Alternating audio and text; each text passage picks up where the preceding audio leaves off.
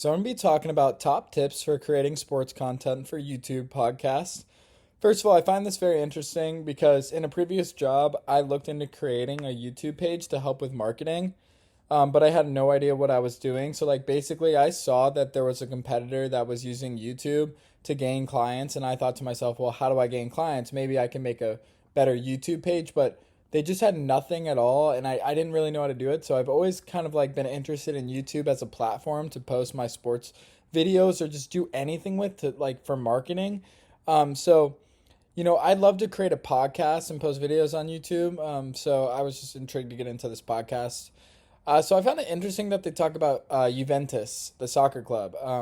Yeah, so they're an Italian soccer club, and they mention their job as YouTube content creators is getting Juventus Football Club seen internationally. So there's such a huge audience when it comes to YouTube, and it can be hard to remember. It's not just North Americans like seeing your content if you're a American person. Like, sometimes I would think, oh, I'd make a YouTube video. Well, who am I targeting? But like, and I think of North Americans, but like, there's so many other people that watch YouTube videos. People all around the world can view your videos. So your videos need to be friendly for international people. So, you want to reach as big of an audience as you can. They also talk about building revenue for smaller teams and like smaller content people like that are like just like smaller clubs and smaller sporting teams. I think that the end goal changes. So like with Juventus, it's an international audience. They're not worried about revenue because Juventus is a huge football club, and it generates millions in revenue already. But for a smaller club that needs money, revenue is important. So they focus on that, and like that's their goal. So it matters what your objective is. The podcast talks about the algorithm of YouTube, and that's what gains so many views. And it's always about the algorithm.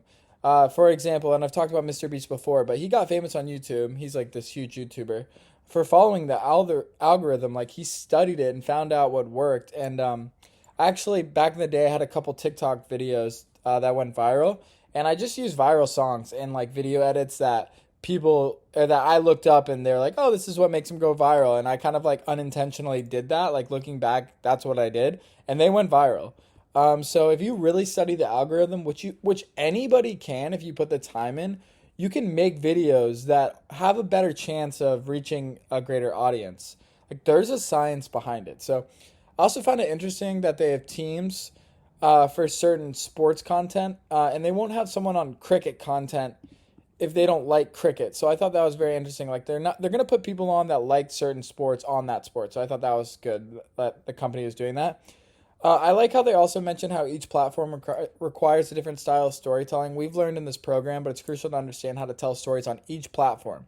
You have to, if you're telling a story on YouTube, Facebook, Twitter, you have to tell it different ways. You also have to listen to the data analytics and feedback, and you have to be willing to take constructive criticism and change for the better. So, and then moving on to introduction to media literacy, crash course media literacy. The average person spends 10 hours watching TV, listening to radio, surfing the web, scrolling on their phone, or going on YouTube. That just blew my mind. I mean, that cannot be healthy. That seems way too high, but it's like I believe it, and then I also don't believe it. It just seems so high. And then there's also way more media than I thought there was. There was this moment in this video where this guy just keeps talking about all the different types of media, and he like never shuts up about it. And I'm just like, wow, that's way more than I thought. And then for me, when I think of media literacy skills, I think of knowing, that people have an agenda. They post things on, intentionally. I also think of fake news, media literacy, fake news. We have to know what's real and fake. We have to fact check. We have to not take everything at face value. We can't be gullible and ignorant when we're reading things. Like we have to know what's true and what's false. I also think it's interesting when the video was showing text with emojis and saying it's code for how people talk. We really never bring up emojis that much, but like emojis could be a class. Like I feel like it's another secret language. Like you can add them into posts or texts or tweets, like, and they can change your tone or add value. So I thought that was really interesting. And yeah, that's all. Thank you.